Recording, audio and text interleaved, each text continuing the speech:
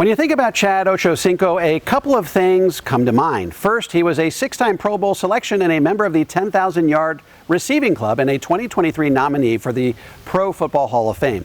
The second thing that comes to mind is the colorful public figure who changed his name from Chad Johnson to Chad Ochocinco in honor of Spanish Heritage Month. Ochocinco, of course, meaning 8'5", which was his uniform number in Spanish. Ochocinco later threatened to change his last name to Hachigo, which means 8'5" in Japanese. He ultimately decided not to go through with that name change. So, in light of Ochocinco's crazy antics, I was surprised to learn that in his recent interview with Shannon Sharp, he claimed to have saved 83% of his after-tax NFL salary.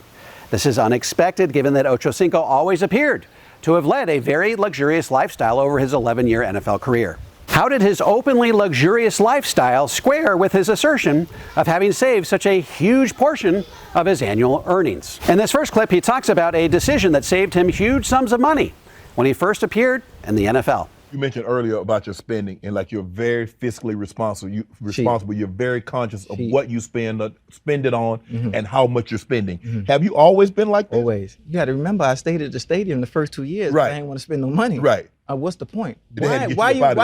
Why are you telling Marvin gonna come third year? Why are you telling me go rent a house, go buy a house, go rent a condo, when everything I need is right here in the facility at Paul Brown? Right. Showers, cafeteria, TV, couch, gaming system. What's the point?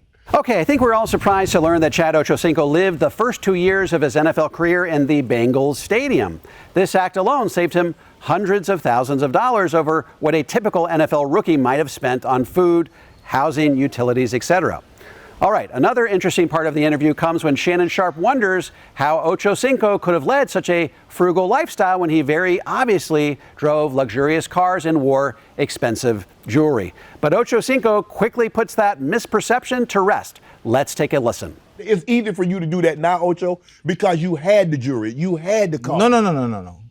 Never bought real anything when I was playing. Never. What was the point? I went to Claire's. So all you do? Yes. For what? What am I doing it for? The women don't deal with you anyway because of who you are. Right. And then the other women who really doing their homework don't Google how much you're making already. Right. Why am I buying a $50,000 watch, $80,000 watch? What time is it real quick? Please? It's 20 minutes to 4. How much that cost me? It didn't cost you nothing. Because time is free. So what I'm paying for? Right. For what? I'm Ocho. What's the point? Right. There's nothing I can buy that's bigger than my name alone. So it made no sense. But everybody's caught up in image and looking a certain way and being rich. It's me. It's pointless.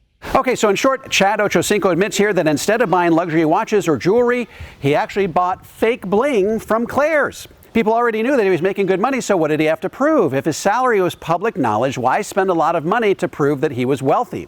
It all seems somehow redundant. He wasn't there to keep up with the Joneses. He was there to earn and save money. In the next segment, Shannon Sharp asks him how he's able to transfer these frugal spending habits to his children. And that's when we get the big reveal. Let's take a listen.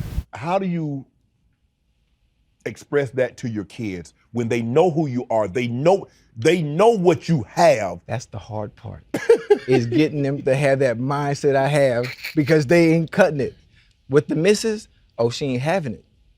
Them 8.5 carats, oh, that's real. Right. Anything I purchase for her is real. It's real.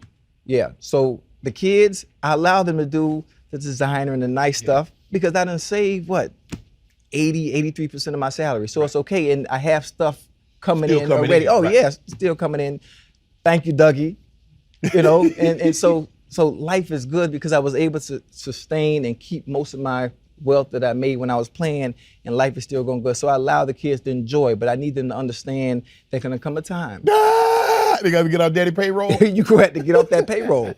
Okay, so his family is able to enjoy luxuries now because of how frugal he was during his playing years. And this is the huge revelation of the interview. Ochocinco is able to project a lavish lifestyle all while squirreling away an astounding 83% of his NFL salary. And nobody knew that he was funding that quote-unquote luxurious lifestyle with a mere 13% of his after-tax salary. In the next clip, he talks about what he spends on clothes. Take a listen. Dude, I shop at H&M. Look, this whole outfit, this cost me $60. It's Urban Outfitters. And it's from the sale rack. It's a Levi's jacket and some Dickies that's cut off. Like I'm a skateboarder. I don't skate. But I look good. Yeah. So that's your whole thing. And I've always been this way. Yeah. So you can't, the people on the outside that might be new to who I am now that are a little older don't understand. I've been this way the past 20, 25 years. So you're not gonna let society shape Ochocinco's idea of who he is or what he should be? Never. I never been that way because I don't need validation from nobody on the outside. Never have, and that's another. That's give you validation, you straight. The kids give you validation, that's dad, we good. And some of the time they make fun of me, so I don't really need validation from me. You know, but that's another downfall for us too. Right. That's another downfall in society. We always need validation and acceptance from others. In short, Chad Ochocinco is not afraid of buying his clothes from the sale rack, and he doesn't care if the whole world knows it. Here's a guy who doesn't need any external validation to be happy. He highlights the dangers of seeking acceptance and validation from others by living beyond your means. All right, what we hear next is probably the greatest takeaway for anyone hoping to achieve financial security, regardless of your station in life. This stuff is absolutely golden. Let's take a listen.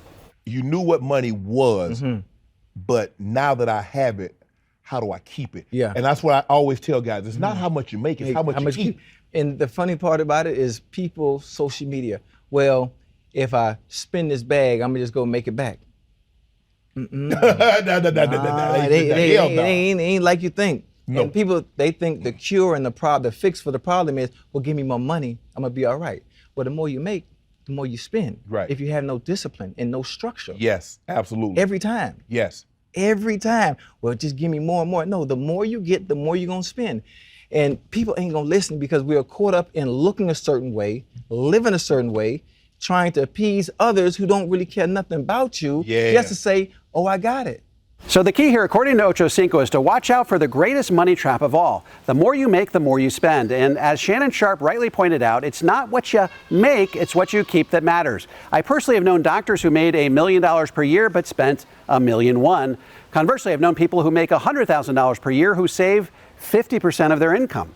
Ochocinco saved an astounding 83% of his. He was able to pull this off because he simply wasn't out to get external praise or gratification. And where do we get the greatest pressure to live beyond our means? Ochocinco tells us in the next clip. Is that in us or is that social media? Because I look at social media, I'm like, well, damn, I might need to get me another job or two because how she got how? Listen, what?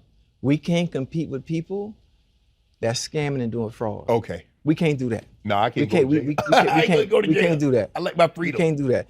Now, there are very few people that can sustain that lifestyle consistently over time. Because normally people that's making it legally and doing the right thing, they don't post it on social media, right? No. You know how hard it is to live like that all the time, consistently, and be fly every day. Yeah. Jewelry and listen, eras of rappers. Think about the era before us. Right. Everybody was flashy, stunned. And after 10 years, what happens?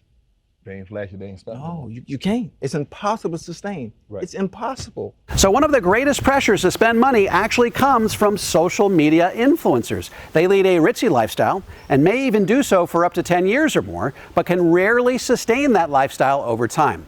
Next, Shannon Sharp talks about how he'd like to save up enough money to fly privately, but Ochocinco quickly gives him the slapdown. Let's keep listening. I would like to fly No matter what. private. I need to get me I want to make enough money I can fly Private? Yeah. I ain't flying private. Spirit. Dougie, what I fly, Dougie? Put me on Spirit. Exit row, window seat. That's all I need. Long as I get from point A to point B. I don't need private. Okay, let's summarize the financial principles by which Chad Ochocinco lives his life. First, never feel the need to get external validation from others. That can be a quick road to bankruptcy. Second, you can look good without breaking the bank. With some persistence, you can find sales that give you everything you need at steep discounts. Third, it's not what you earn, it's what you keep that matters. Maybe you can't save 83% of what you make, but maybe you can save 20 to 30%. Get in the habit of paying yourself at the beginning of the month and simply spend whatever's left over. Fourth, if you sacrifice early in life, you can spend more later in life. It's the simple law of the harvest. Fifth, don't succumb to the pressures of social media to live beyond your means. Social media influencers rarely sustain their levels of lifestyle over time. And sixth, take a utilitarian approach to your finances. Don't spend $80,000 on a watch if your goal is merely to tell time. Don't fly private if your goal is merely to get from point A to point B.